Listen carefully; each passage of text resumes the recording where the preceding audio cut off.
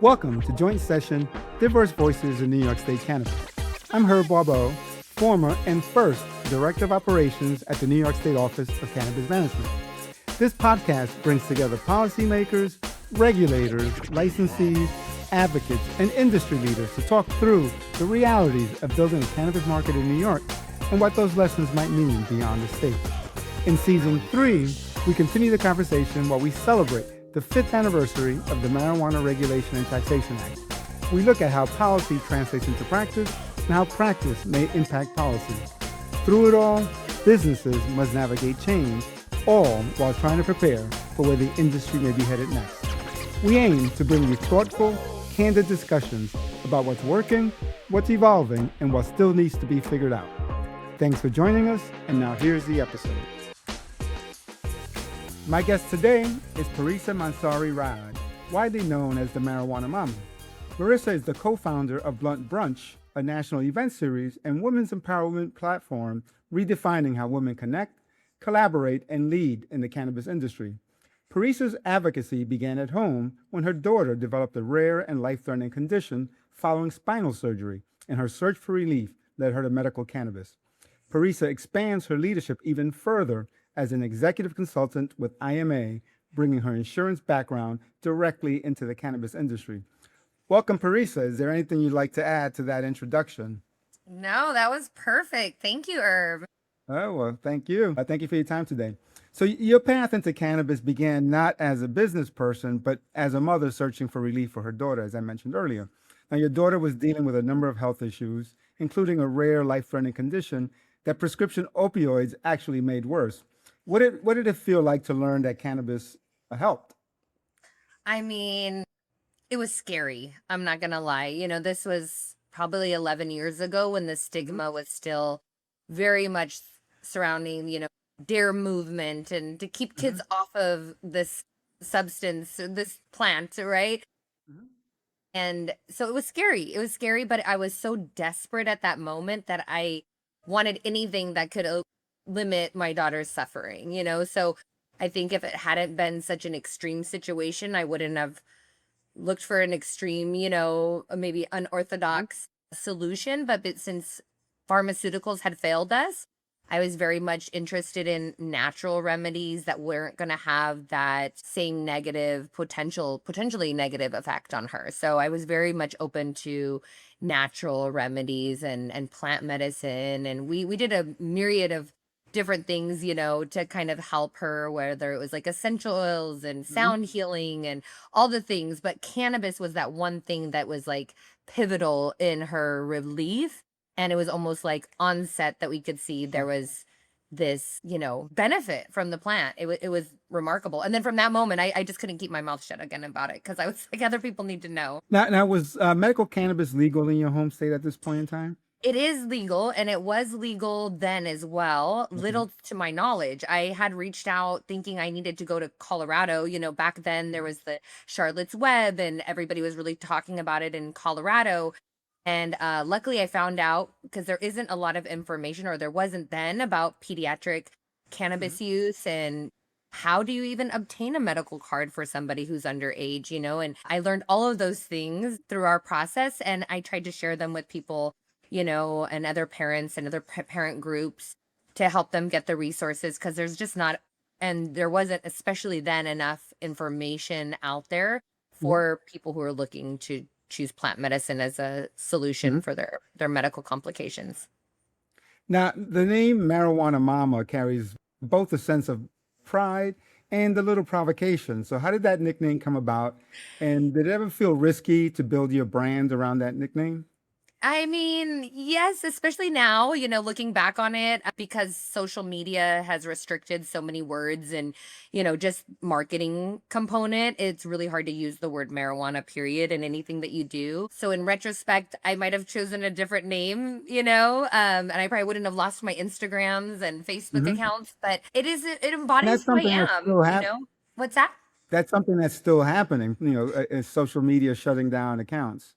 Yeah, I'm sorry. absolutely. In fact, my account was shut down about a year ago. I lost Mhm. all of my accounts that I had been building for a decade and organically Mhm. built. And we know how hard that is to do organic building on these social platforms that really want you to pay for, priority placement and all of this stuff. So it was quite an accomplishment to be able to gain, 30,000 followers organically just over, sharing Awesome. our truth about what this looks like from our perspective as a parent and a child and how this works into our lifestyle. And but to answer your question, the name came from the fact that that was just truly what I embodied. I and am the marijuana mama. I'm a mom that uses this plant for their child and for now myself. And I wanted to be a place of safety for other people to have somebody to almost like look at as a way to a tool to kind of a roadmap, to like, how Mhm. do I even step into this? And it's like, this is how we talk about it. This is how we use it. This is how we do it safely. This is how we avoid, any type of negativity, by protecting ourselves, by getting the medical cards, so just kind of being a source of information and a safe place for other parents that might need somebody else to kind of look at to know how to navigate that. And that was what my goal was initially. It was really just, I got to tell other people about it cuz it's helping us so much and I felt like this internal, I don't know, drive to Mhm. spread the news. And obviously social media is an easy place to do that, right? You can be at home caregiving for somebody who's sick Mhm. and still post about it. So it was a free tool for me at that time and it felt like the most to make the most sense. And I really didn't realize the name was going to turn into something that it did. It was just something fun and it was a handle that was available at the Mhm. time. And I said, well, the heck with that. That's kind of who I am right now, not knowing, the impact that it could have on many people and the ripple effect.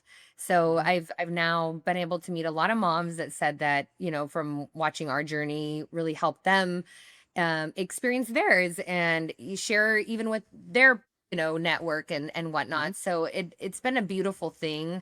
I don't regret using words that now feel like, oh man, maybe we could have chosen some MJ Mama, maybe would have been better or Right. something. But um, you know, I don't regret it. At the end of the day, it was what helped people find their Mhm. answers and support.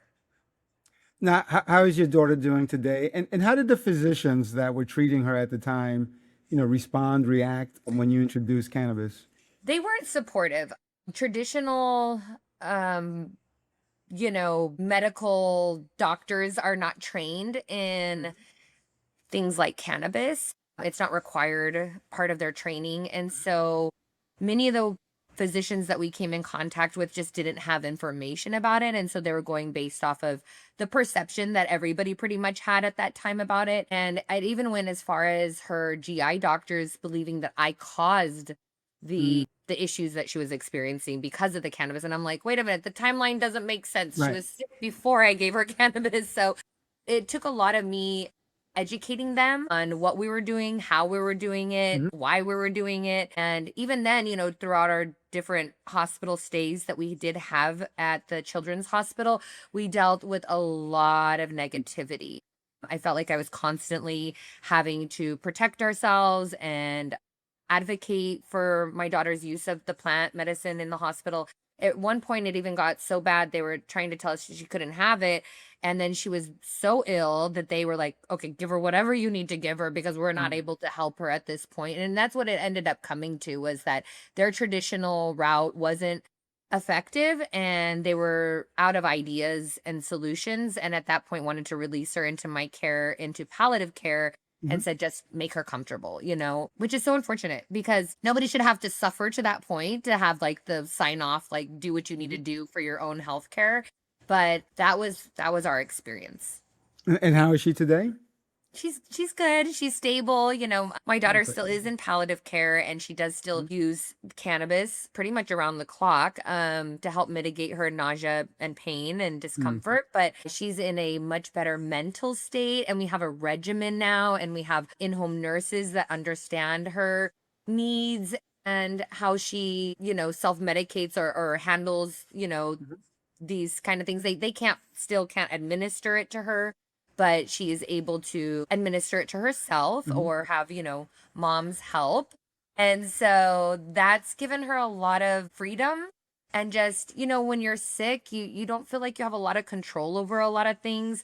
And being Hmm. able to have that handy and available to herself to, hey, I don't feel well, let me, take this or whatever, just felt very liberating and felt like she had some sense of control. So I think that was a big thing for us and a big moment. So, in addition to Marijuana Mama, you're also known for developing the Blunt Brunch. Now, how did that come about? That was such an organic thing as well. It was, I had been in the event space. I do marketing consulting and I have a background in, all of these things prior to joining the cannabis space. But it just made sense for me to bring over my professional skills into an industry that I was so passionate about and so loud in already. But it wasn't until 2020 when things really shifted for everyone during COVID Hmm. that my now business partner, Adelia, had relocated from California to the Arizona area and wanted to just meet other executive women. And since big events weren't really a thing, we decided to have an intimate brunch where there was Hmm. just, a handful of us, maybe 10 of us executive women at brunch. And it was the most refreshing thing to be in a networking kind of scenario, if you will, among colleagues and peers and not feel that you had to necessarily put on your best show and talk about your skill sets and kind of sell yourself. It was more about like we could just be ourselves and be real, honest, blunt, vulnerable, and it felt really really refreshing. It felt something new that we hadn't all experienced and it felt like something that we all needed, especially during that time. So it evolved obviously since the 10-person brunch to Hmm. Blunt Brunch, where we get to be blunt, break bread, enjoy brunch. Ladies love brunch. Who doesn't love a good brunch? And it became an monthly, reoccurring Oh. activity that we did. And we've now expanded it to about 30 to 40 women for the sit down brunches. And we host them all over the country. So, we found that they aren't just needed in Arizona. They're needed in California. They're Hmm. needed in, New York, Florida, everywhere in between. So we started traveling to provide this safe space and these conversations that are really geared towards executive women and the challenges and, even the successes that we Hmm. get to experience. Sometimes as an entrepreneur, it can be a very lonely road. You don't have maybe a lot of people to kind of talk to about some of the things that are going on or even celebrate your wins with you. So this is a place where we get to do both. But how would you describe it as being different than your traditional cannabis networking event? Different in the sense that one, it's intimate in nature. Most of our events are somewhat still intimate, Mm. within that 30 to 40 person kind of realm where we can have still conversation. But also, we curate that blunt topic for every event. So, this topic is going to be geared around typically like female executive kind of focused issues or topics that we can really dive into. And again, that creates that opportunity to be vulnerable. And from there, you can really establish a much deeper connection with somebody that's sitting across the table with you that Mhm. can then further into a lot more. As we know, the cannabis space is so built on relationships Mhm. and trust. And what better way to build that trust and relationship than being able to be vulnerable about something and honest and people look at you in a whole different light. I think a lot of times us as executives and bosses and being in a role of leadership, people think, oh, they got it all together, they've got it all figured out, they don't need help. Right. And then when you're able to be vulnerable and say, I really messed up here and I didn't even know what to do, and then other people can chime in and support you, it's like, oh my gosh, they're real, they're human. So many women that I respect and admire and put on pedestals, I even have respected even more after finding about some of their challenges. And sometimes it's personal, sometimes it's work related, whatever it looks like. But getting to know somebody on a much deeper level changes your perception and creates that opportunity for a deeper relationship.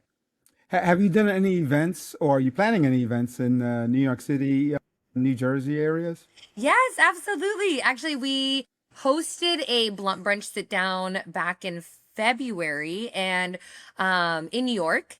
And we Mhm. plan to be back again in New Jersey in September.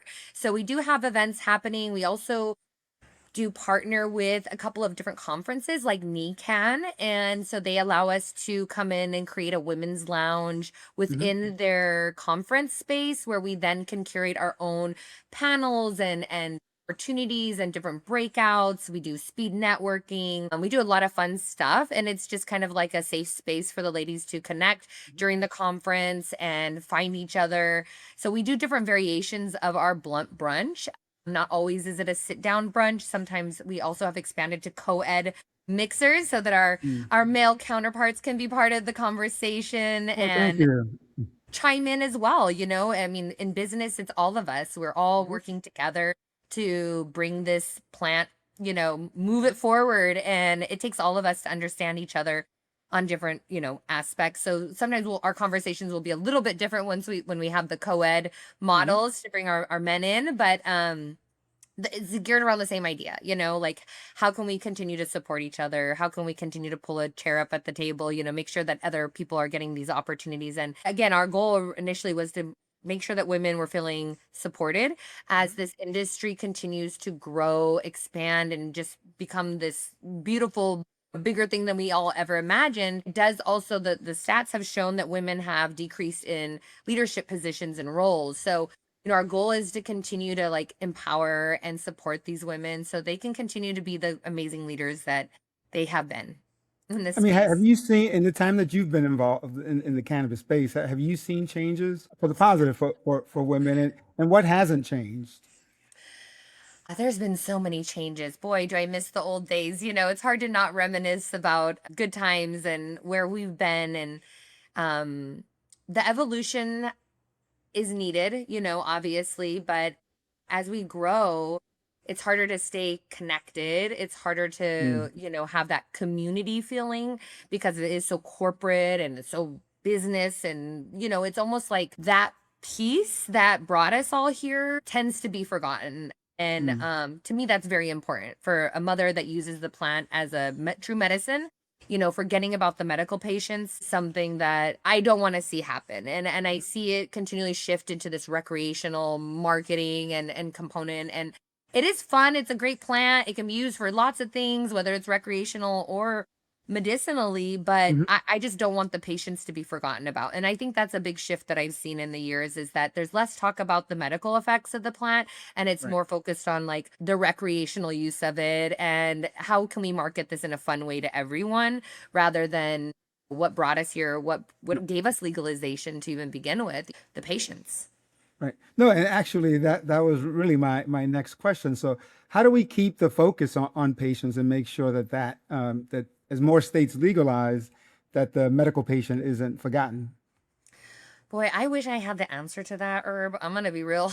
I don't Hmm. I don't know. It's something that I've personally feel like I've been challenged with, and why I've evolved myself, from being just solely Right. advocacy and teaching and normalizing to now, how can I still provide value in this space that has clearly evolved so much from where I started? And that was by creating spaces for women and creating spaces for executives and, obviously through my work with IMA and being able to properly ensure a lot of my colleagues and friends that have built businesses and poured their blood, sweat, and tears into their businesses and wanting to make sure to protect them and, keep them. So I don't know the correct answer to that. I think continuing to have conversations about it is how we keep it relevant and it's just a matter of is the consumer or the people watching interested in that Hmm. anymore? And because cannabis will always be a medicinal plant at the end of the Hmm. day, whether we're classifying it as recreational or not, it Right. has medicinal benefits. Now, as someone who's watched the industry evolve, to you, what does a healthy, equitable cannabis industry look like? And are we headed there? Boy, I don't know where we're headed. I wish I had a Hmm. crystal ball. I wish I was Miss Cleo and I could tell you, but where if we follow the money, which is Hmm. usually a good, tell Indicator. of where things are headed, we Hmm. see that who's lobbying for federal legalization, it's the big companies, it's Hmm. Amazon, it's Walmart, you know, my guess is they're going to be selling cannabis, and it's going to be Amazon Prime to your house, and it's going to be that accessible eventually. And I think that's what we all wanted. Originally we wanted accessibility, right? We wanted to be able to have accessibility to the plant. We wanted it to be easy to use it. We wanted it to be something that wasn't frowned upon. And I feel like we're getting there, where we are making major strides in that department. Now, what that looks like from a business component, I feel like that's where, the hard part is. I think the brands that are really building a strong presence are going to withstand all of the changes, because a strong brand is still going to be sold whether it's in a retail shop or it's on Amazon or Walmart, right? And it's just that's where I see kind of the future of it. But I think there's always going to be a place for our retailers, just like a lot of us like to personally shop and go in and have that personal experience and talk to our bud tenders about what we're purchasing and how they like it. I mean, I personally love that. I always go in and, well, what is your favorite? What do you like? What is on the new on the menu? So having that personable experience and customized experience, I think, is always going to be important to the consumer, whether that consumer is going in with a medical card or recreationally. Right. The industry may break down into, sort of the average consumer and then the cannabis connoisseur, right? The one that's looking for those, special brands or special genetics. Yeah, absolutely. I mean, I compare it a lot to, like, alcohol industry, right? I mean, Right. you're always going to have your, like kind of like boutique, growers, Right. or like, when you think of beer, sometimes, they have their own Right. The breweries, craft and beers. people love that, that are Right. connoisseurs. And I think there's always going to be a space for that. There's too many connoisseurs out there that love this plant so much. But again, there is a wider market of people that just don't know where to shop, how to buy it, and maybe buying it online, they'll feel a little bit safer than their neighbors Mhm. judging them, or somebody seeing them in the store. And for me, that feels very liberating, because I feel like there's so many people out there that could benefit from the plant. And I know even from a parental, standpoint, there's that stigma still, and maybe there wouldn't be so many parents with trepidation about using it if they felt like it Mhm. was accessible in a way that they wouldn't be judged. They wouldn't require 2 medical marijuana cards and doctor visits and all this to even get approved. They could just Mhm. purchase it, and that be that. So there's definitely positives in the trajectory of where we're going. Are there going to be challenges, and we got to get used to the change? It's always like that, in cannabis. Nothing stays the same. That's the one consistent. You're going to have to pivot. You're going to have to go with the changes, and especially when it comes to legalization, there's always new rules, whether it's, your local rules are constantly changing, or even now we have the descheduling, happening. So what that looks like for patients and people, but and businesses, right? Because the heart of it is these businesses that are providing the medicine for everyone, and we want to make sure that they can sustain it and continue to provide in the way that they have been. Yep. Now going back and putting on your advocacy hat, if you could put one thing on every policymaker's desk, one truth or concept about cannabis that they may misunderstand, what would that be? There's this perception about inhalation being bad. My daughter Mm. personally doesn't, I mean, she does use edibles, and she uses Mhm. cannabis in a lot of different forms to help her, whether it's topically or whatever. But there is still some perception that vaporizing the cannabis is not safe. And we have found that to be the most effective way to mitigate some of her nausea and discomfort. And it was really hard for me to digest that as a mother giving it to her then 14-year-old. Like, it felt so wrong to have my daughter inhale Mhm. something. But if we could change that perception somehow, allow the use of it in public areas, that Mhm. would be amazing. My daughter is so limited to where she can even go Mhm. because she has to use her cannabis. So it's just so unfortunate that, yes, we have this legal plant, but yeah, you can't use it anywhere. It's sometimes not even in your own home if the neighbors smell it. I mean, there's just so much negativity and negative, connotation when it comes to inhalation of the plant. And there's lots of research that's out there that shows that, doing it this way is actually the most quickest and most effective, and honestly not as strong. You can kind of like figure out if I need a little bit more, or I don't need as much, Mhm. and it's not as intense as like an edible experience can be, that are, lasts for several hours. So for me personally, that would be something that would mean a lot. I would love to see that perception change a little bit. I Mhm. think there's a lot of just still like it's like okay to take an edible, it's okay to do a patch or a drink. There's certain ways that are more socially acceptable for people to understand using cannabis, but when I tell them that she vaporizes it, I get kind of like, oh, Mm. that's different. And I guess it depends on the state laws because in New York you can consume you can smoke cannabis anywhere you can smoke cigarettes. So you do have it available to consume in public, but more localities in New York are trying to put an end to that. So it's interesting. It's a ongoing Yeah. issue. Every state is so different. That's the other tough part. I know here in Arizona, they're trying to push for if your neighbor even smells it, you Mm. can't. And it's like, how does that work? If you can't even use it in your own home, where are Right. you supposed to legally use it? So it becomes this like challenge of, okay, it's legal to purchase, but not to use. That's weird.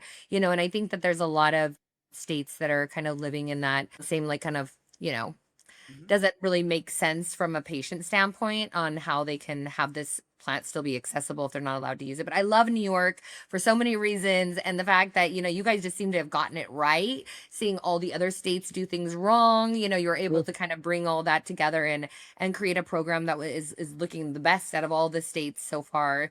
Obviously, no Right. program is perfect. There's always things that we can do to improve them. But I have to say, New York is one of my favorites when it comes to with So the it's late. great. It's great to get that perspective from someone outside of New York because when you talk to Because I'm people sure you in get New all the York. naysayers and people that are like, this isn't good enough. Now, one last thing, you said you come from a very traditional Persian family. How has the family sort of dealt with the marijuana mama and the consumption by your daughter, et cetera, et cetera? Initially it was really hard to have that conversation with my Mhm. parents because my mom was a school teacher. She taught dare all my life.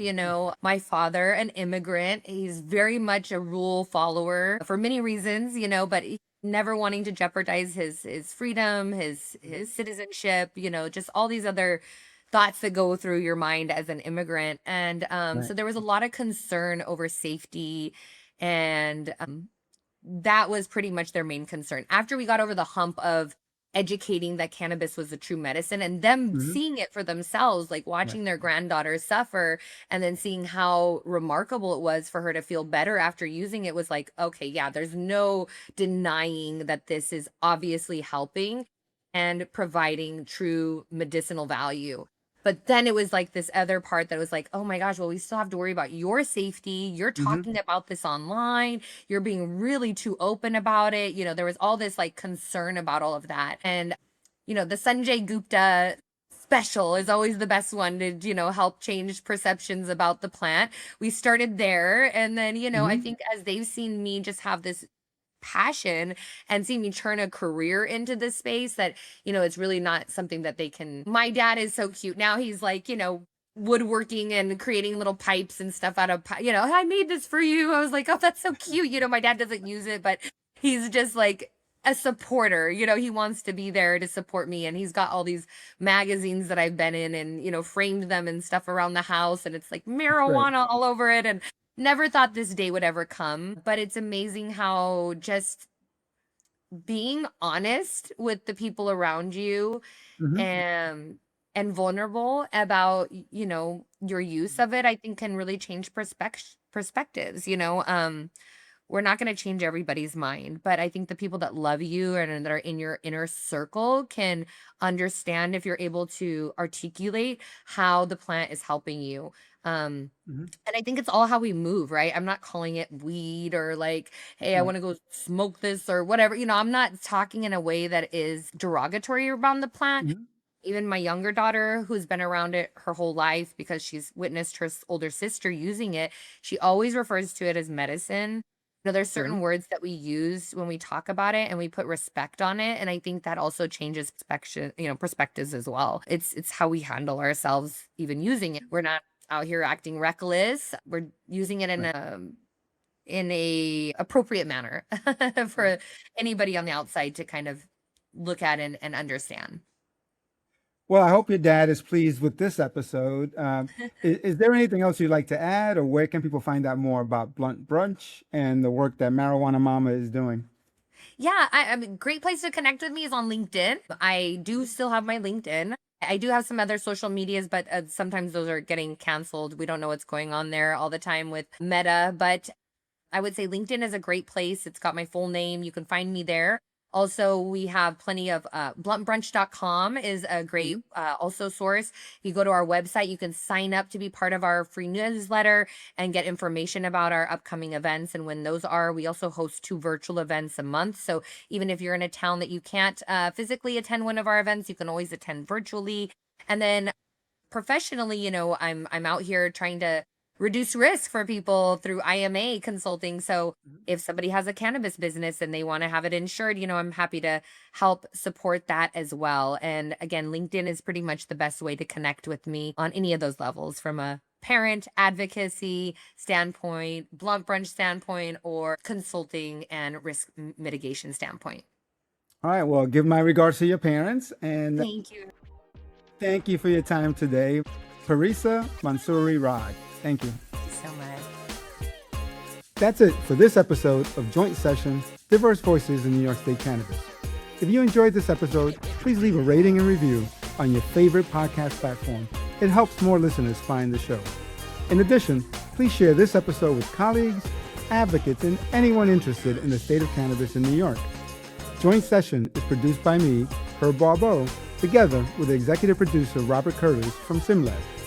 You can follow Joint Session on Instagram at jointsession.pod, on Blue Sky at jointsessionpod.bsky.social, and on LinkedIn at Joint Session Podcast. If you have any comments, questions, or suggestions on topics, reach out to me at herb.jointsession@gmail.com. Until next time, this is Herb Barbot. Thank you for listening.